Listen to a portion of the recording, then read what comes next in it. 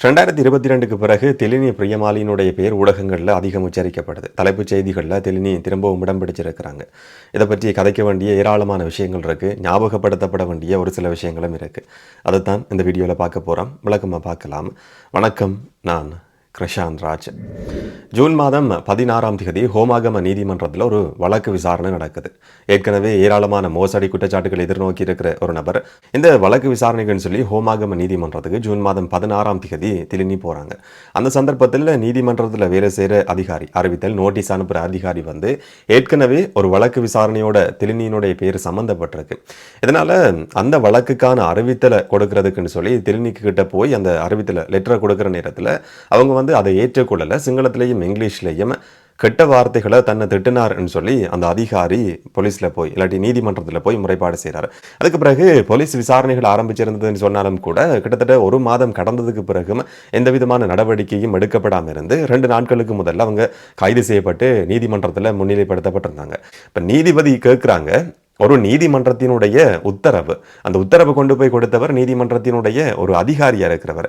இதே ஒரு போலீஸ் அதிகாரிக்கு நடந்திருக்குமா இருந்தால் இந்த மாதிரி தானே நீங்கள் செயற்படுவீங்கன்னு சொல்லி கேள்வி கேட்டதும், இல்லை நாங்கள் அவங்கள தேடி வீட்டுக்கு போயிருந்தோம், விசாரிக்கிறதுக்கு போயிருந்தோம், விசாரணைகளுக்கு ஒத்துழைப்பு கொடுக்காததால் அவங்கள கைது செய்ய முடியாமல் போயிருந்ததுன்னு சொல்லி அந்த விசாரணை நடத்தின அதிகாரி நீதிமன்றத்தில் போய் சொல்லியிருக்கிறார். இதுதான் நாட்டில் போலீஸ் அதிகாரிகள் செயற்படுற விதம்ன்றது. எல்லாரும் கிடையாது, ஒரு சில போலீஸ் அதிகாரிகள் இந்த மாதிரி நீதிபதிட்டையே போய் சொல்கிற மாதிரி செய்திகள் கூட வெளிவந்து கொண்டிருக்கு. இப்ப திலினி பிரியமாலி சம்பந்தப்பட்ட இந்த வழக்கு விசாரணை, அதுல 2 லட்சம் ரூபாய் பெறுமதியான 2 சரீர பிணைகளை அவங்களுக்கு விடுதலை வெளியில போறதுக்கான அனுமதி நீதிமன்றத்தால் கொடுக்கப்பட்டிருக்கு. தொடர்ச்சியா அந்த வழக்கு விசாரணையும் நடத்தப்பட இருக்கு. ஆனா ஏற்கனவே 2022ஆம் ஆண்டுல தான் திலினியினுடைய பேர் ஊடகங்கள்ல அதிகம் உச்சரிக்கப்பட்டிருந்தது. அந்த காலகட்டத்தில் மிக பிரபலமான ஒரு நபரை அடையாளப்படுத்தப்பட்டவர் தான் தொழிலதிபர் என்று சொல்லி ஊடகங்களால் சொல்லப்பட்ட, வர்த்தகர் என்று சொல்லி சொல்லப்பட்ட, முதலீட்டு திட்டத்தை முன்னெடுக்கிறதா நம்பப்படுற ஒரு நபர் இந்த திலினி பிரியமாலி. அரசியல்வாதிகள் சம்பந்தப்பட்டார்கள் என்று சொல்லி அந்த காலகட்டத்தில் அதிகம் பேசப்பட்டிருந்தது. என்று சொன்னால் திலினி பிரியமாலி ஓயல் வரைக்கும், சாதாரண தரம் வரைக்கும் தான் படிச்சிருக்கிறாங்கன்னு சொல்லி ஊடக செய்திகள் வெளிவந்திருந்தது. அதுக்கு பிறகு பௌத்த பிக்குகள், அரசியல்வாதிகளோட தொடர்புகள் ஏற்பட்டிருந்தது. சமூகத்தில் ஒரு நல்ல அந்தஸ்து திலினிக்கு கிடைச்சிருந்தது. ஞானசார தேரர், விமல் வீரவங்சோட இருக்கிற போட்டோஸ் எல்லாம் வெளி வந்திருந்தது. இப்போ ஒருத்தர் போட்டோ எடுக்கிறாருன்னு சொன்னா அவருக்கும் அதுக்கும் இடையில சம்பந்தம் இருக்கும்னு சொல்லி சொல்ல முடியாது. ஆனா அவங்களுடைய தியரி படி பார்க்கிற நேரத்தில் ஈஸ்டர் குண்டு தாக்குதல் நடத்தப்பட்டதுக்கு பிறகு ஒரு சிலர் அதோட தொடர்பு பட்டிருக்கிற நபர்கள் வேற யாரோடையும் எங்கேயாவது ஒரு இடத்துல ஏதோ ஒரு இடத்துல போட்டோ எடுத்திருந்தா இங்க பாருங்க இவர் அவரோட நிற்கிறார்ன்ற மாதிரி காட்டின நபர்கள் தான் இவங்க எல்லாருமே. அவங்களும் இந்த மாதிரியான போட்டோ சர்ச்சைகள் அந்த காலகட்டத்தில் சிக்கியிருந்தாங்க. திலினி பிரியமாலி சொல்லப்படுற நபர் 34வது மாடியில் வேர்ல்ட் ட்ரேட் சென்டர்ல ஒரு அலுவலகத்தை திறக்கிறாங்க. இந்த அலுவலகம் திறக்கப்பட்ட சந்தர்ப்பத்திலேயும் ஞானசார தேரர் மேலேயும் குற்றச்சாட்டுகள் சுமத்தப்பட்டிருந்தது. அவர் சொல்லியிருந்தார், இந்த மாதிரியான நிகழ்வுகளுக்கு நான் போயிருக்கிறேன், ஆனால் எனக்கும் அவங்களுக்கும் இடையில இந்த விதமான தொடர்பும் கிடையாது என்று சொல்லி அவர் சொல்லியிருந்தாலும் கூட அதுக்கு பிறகு சில குரல் பதிவுகள் கூட ஊடகங்களில் வெளிவந்திருந்தது. இந்த மாதிரி அரசியல்வாதிகள், சமூகத்தில் இருக்கிற பௌத்த பிக்குகள் என்று சொன்னா விகாரிகளுக்கு நன்கொடை கொடுக்கிற ஒரு நபராகவும் திலினி பிரியமாலி அந்த காலகட்டத்தில் அறியப்பட்டிருந்தாங்க. இந்த மாதிரி கிரியேட் பண்ணின ஒரு சமூக அந்தஸ்தை வச்சு கொண்டு வர்த்தகர்களை ஏமாற்ற செயற்பாட்டில் அவர் ஈடுபட்டார் என்றதுதான் குற்றச்சாட்டு. இது ஒரு குற்றச்சாட்டு என்று சொன்னா, இதை பற்றி கதைச்ச என்னுடைய நண்பர் ஒருத்தர், சிங்கள யூடியூபர் ஊடகவியலாளர் சிஐடிக்கு கூப்பிடப்பட்டு விசாரணை நடத்தப்பட்டிருந்தது. ஒரு நீதிமன்ற வழக்கு விசாரணையும் இருக்கு, அது வேற விஷயம். இந்த மாதிரியான ஒரு குற்றச்சாட்டு திலினி பிரியமாலி மேல அந்த காலகட்டத்தில் சுமத்தப்பட்டிருந்தது, பகிரங்கமா சுமத்தப்பட்டிருந்தது. விசாரணைகள் நடந்த சந்தர்ப்பத்தில் சில விஷயங்களை நாங்கள் கண்டுபிடிச்சிருக்கிறோம் சொல்லி சிஐடியினுடைய அதிகாரிகள் நீதிமன்றத்தில் சில ஆவணங்களையும் சமர்ப்பிச்சிருந்தாங்க.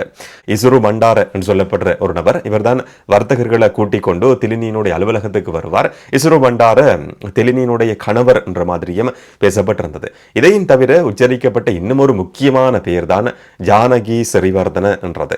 ஜானகி செரிவர்தன அதுக்கு பிறகு கைது செய்யப்பட்டு பிணை கிடைச்சிருந்தாலும் கூட இந்த சம்பவத்தில் மிக பிரதானமான ஒரு நபர் சொல்லி அடையாளப்படுத்தப்பட்டவர் ஜானகி செரிவர்தன.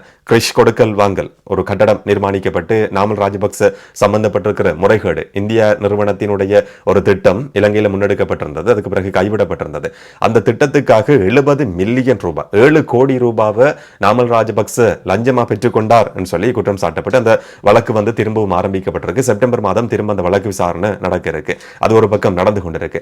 அந்த கிறிஷ் நிறுவனத்தினுடைய அந்த முறைகேடு நடந்ததா சொல்லப்படுற நாமல் ராஜபக்ச சம்பந்தப்பட்டிருக்கிற அந்த நிறுவனத்தினுடைய சிஇஓ பிரதம நிறைவேற்று அதிகாரியா செயற்பட்ட ஒரு நபர் தான் ஜானகி சிறிவர்தன. ஜானகி சிறிவர்தனவும் திலினி பிரியமாலியும் ஒன்றா சேர்ந்து இந்த செயற்பாடுகளை முன்னெடுத்தார்கள் சொல்லி அந்த காலகட்டத்தில் குற்றம் சாட்டப்பட்டிருந்தது. இந்த குற்றச்சாட்டை நேரடியாக பகிரங்கமா வெளியில கொண்டு வந்தவர் சோசியல் மீடியாவில் அதிகம் பேசப்பட்டதுக்கு பிறகு மேல் மாகாணத்தினுடைய ஆளுநராக இருந்த அசாத் சாலி பகிரங்கமாக ஒரு ஊடக சந்திப்பை நடத்தி தெளிவுபடுத்தி இருந்தார். அவர் மேல ஏராளமான குற்றச்சாட்டுகள் விமர்சனங்கள் முன்வைக்கப்பட்டிருந்தது. அவர் சொல்றார், ஜானகி சிறிவர்தனவை எனக்கு நீண்ட காலமா தெரியும். அவங்களோட கதைச்சு கொண்டிருக்கிற நேரத்தில் அலுவலகத்துக்கு வர சொல்லி ஒரு நாள் சொல்லியிருந்தாங்க. ஒரு 5 நிமிஷம் கதைக்கிறதுக்காக நான் போயிருந்தேன். அப்படி கதைச்சு கொண்டிருந்த நேரத்தில் திலினி பிரியமாலியினுடைய அறிமுகம் கிடைச்சிருந்தது. 80 மில்லியன் ரூபாவை அப்படியா இருந்தால் 8 கோடி ரூபாய் அசாத் சாலி இதில் முதலீடு செய்திருக்கிறார் சொல்லி ஊடகங்கள்ல அந்த காலகட்டத்தில் அதிகம் பேசப்பட்டிருந்தது. இதனுடைய உண்மையான தொகை எவ்வளவுன்றது அசாத் சாலிக்கு மட்டும்தான் தெரியும். இதுக்கு பிறகு திரும்ப பணத்தை கேட்டதும் அவருக்கு செக் கொடுக்கப்பட்டிருக்கு, காசோலைகள் கொடுக்கப்பட்டிருக்கு. ஆனால் அது எல்லாமே ரிட்டர்ன் ஆகியிருக்கு. அந்த காசோலைகள் எனக்கு கடைசி வரைக்கும் கிடைக்கவும் இல்லை. இதை பற்றி மற்ற நபர்கள் கதைக்க வேண்டிய அவசியம் கிடையாது. இதுக்கு கணக்கு காட்டுறதா இருந்தால் நல்லா காட்ட முடியும். அதை கண்டுபிடிக்க வேண்டியது சிஐடி என்ற மாதிரி அவர் ஒரு விஷயத்தை சொல்லியிருந்தார். அவர் ஏமாறுறது, அவருடைய பணம், அதெல்லாம் ஒரு பக்கம் இருக்கட்டும். ஆனால் அவர் சொல்ற ஒரு முக்கியமான விஷயம் என்னன்னு சொன்னா, இந்த விஷயத்தை வெளியில கொண்டு வந்தவர்கள் நாங்க தான். நாங்க போய் முறைப்பாடு செய்ததுக்கு பிறகுதான் மற்ற நபர்கள் ஏமாறுறதிலிருந்து அவங்களை நாங்கள் காப்பாற்றி இருக்கிறோம். ஆனால் எங்களையே குற்றம் சாட்டி பழி சுமத்துறதுக்கான செயற்பாடு, சேறு பூசுற செயற்பாடு ஒரு சிலரால் முன்னெடுக்கப்பட்டிருந்ததுன்னு சொல்லி அசாத் சாலி தெளிவான ஒரு விளக்கத்தை அந்த காலகட்டத்தில் கொடுத்திருந்தார். அதுக்கு பிறகு அவரை ஏற்றுக்கொண்ட ஒரு விஷயம், நானும் இதில் முதலீடு செய்திருந்தேன், ஏமாற்றப்பட்டிருக்கிறேன், என்னுடைய நண்பர்களையும் நான் அறிமுகம் செய்து வச்சிருந்தேன் என்ற மாதிரி அவர் ஒரு விஷயத்தை சொல்லியிருந்தார். ஒரு சில வர்த்தகர்கள், தொழிலதிபர்கள் சொல்லி பல நபர்கள் ஏமாற்றப்பட்டிருக்கிறாங்க. அதுல 7 கோடி ரூபாய் ஏமாந்த ஒரு வைத்திய நிபுணர் சம்பந்தமாகவும் அந்த காலகட்டத்தில் பேசப்பட்டிருந்தது. இன்னும் ஒரு பிரபலமான வர்த்தகர், தமிழ் பேசும் சமூகத்தை சேர்ந்த ஒரு வர்த்தகர் கூட பகிரங்கமா வெளியில நான் இப்படித்தான் ஏமாற்றப்பட்டிருக்கிறேன் சொல்லி ஒரு விஷயத்தை சொல்லியிருந்தார். அவர் சொல்றாரு, முதல்ல க்ரூட் ஆயில், மசகு எண்ணெய் சம்பந்தமான வர்த்தகத்தில் நாங்கள் ஈடுபட்டு கொண்டிருக்கிறோம் சொல்லி இசுரு பண்டார என்று சொல்லப்படுற நபருக்கும் எனக்கும் இடையில தொடர்பு இருந்தது. அவர் எனக்கு தெரியும். அவர் இந்த மாதிரியான ஒரு விஷயத்தை எனக்கு சொன்னதும், முதல்ல 40,000 அமெரிக்க டாலர் என்கிட்ட வாங்கி கொண்டு போயிருந்தார். அதுக்கு பிறகு அடுத்த நாளே அந்த காசு தந்துட்டார். இன்னும் ஒரு சில நாட்களுக்கு பிறகு இன்னும் ஒரு க்ரூட் ஆயில் கப்பல் வந்திருக்கு, மசகு எண்ணெய் ஏற்றின கப்பல் வந்திருக்கு. இதில் முதலீடு செய்தா அதிகமான பணம் கிடைக்கும் சொல்லி எனக்கு ஒரு வாக்குறுதியை தந்தார். அந்த வாக்குறுதியை நம்பிக்கொண்டு நான் அவருக்கு அதிகமான நகையையும் பணத்தையும் கொடுத்திருந்தேன். அந்த பணம் இதுவரைக்கும் கிடைக்கல சொல்லியும் அந்த வர்த்தகர் ஒரு முறைப்பாட்டை சொன்னது மட்டும் கிடையாது, ஊடகங்களையும் பகிரங்கமான ஒரு குற்றச்சாட்டை சுமத்தி இருந்தார். தன்னுடைய குடும்பத்தினுடைய நகைகளையும் 136 பவுண்ட் நகையை நான் கொடுத்து ஏமாந்திருந்தேன் சொல்லி அவர் சொல்றாரு. 1 லட்சம் ஆஸ்திரேலியன் டாலர், 60,000 அமெரிக்க டாலர், 4,78,00,000 ரூபாவுக்கான காசோலை திரும்ப தரப்பட்டது. அது இல்லாமல் ரிட்டர்ன் ஆகியிருக்கு, நான் ஏமாற்றப்பட்டிருந்தேன் சொல்லி அந்த வர்த்தகர் வெளிப்படையா தான் ஏமாற்றப்பட்ட விதத்தையும் சொல்லியிருந்தார். 11 முறைப்பாடுகள் அந்த காலகட்டத்தில் முன்வைக்கப்பட்டிருந்தது, விசாரணைகள் ஆரம்பிக்கப்பட்டிருந்தது.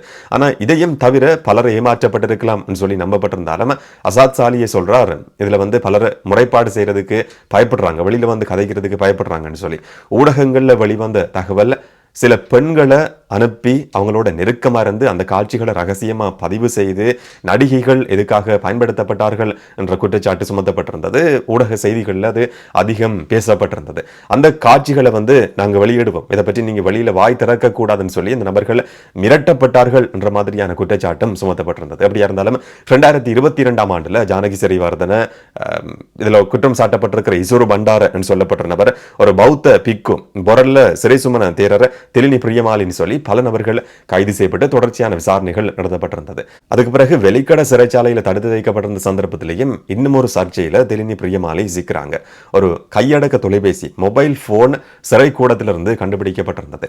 அந்த கையடக்க தொலைபேசி எப்படி போனது என்றது இதுவரைக்கும் கண்டுபிடிக்கப்படலை. விசாரணைகள் ஆரம்பிக்கப்பட்டதா அந்த காலகட்டத்தில் சொல்லப்பட்டிருந்தது. இதுக்கு பின்னால தொடர்பு பட்டிருக்கிறதா நம்பப்படுற நபர்கள் யாருன்றதை பற்றின இந்த விதமான தகவலும் இதுவரைக்கும் தெரியாது. திலினி பிரியமாலியும் ஜானகி செரிவர்தனவும் மஹிந்த ராஜபக்சவினுடைய ஆட்சி காலகட்டத்தில் அலரி மாளிகைக்கு அடிக்கடி போய் வந்திருக்கிற நபர்கள், அரசியல் தொடர்பு இருக்கிற நபர்கள் சொல்லியும் ஊடக செய்திகள் அந்த காலகட்டத்தில் வெளிவந்திருந்தது. அதுக்கு பிறகு விசாரணைகளினுடைய ஒரு கட்டமா அவங்களுக்கு பிண கிடைக்குது. இப்போ 3 வருஷங்களுக்கு பிறகு திரும்பவும் தலைப்புச் செய்திகளில் திலினி பிரியமாலி இடம் பிடிச்சிருக்கிறார். விசாரணைகள் தொடர்ந்து நடந்து கொண்டிருக்கிறதா சொல்லப்படுது. உண்மை வெளிச்சத்துக்கு வருமா இல்லையான்றதை பொறுத்திருந்து பார்க்கலாம். இதை பற்றி நீங்கள் என்ன நினைக்கிறீங்கன்றதை மறக்காமல் கமெண்ட்ல சொல்லுங்கள். இன்னும் ஒரு வீடியோவில் இன்னும் ஒரு தகவலோட சந்திக்கலாம்.